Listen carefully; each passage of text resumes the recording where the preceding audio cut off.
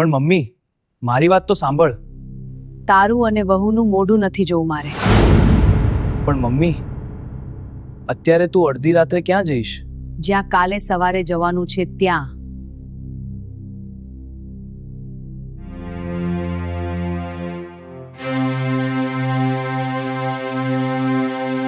ઓ બેન તમારે ક્યાં જવું છે? રેલવે સ્ટેશન જવા દો ભાઈ.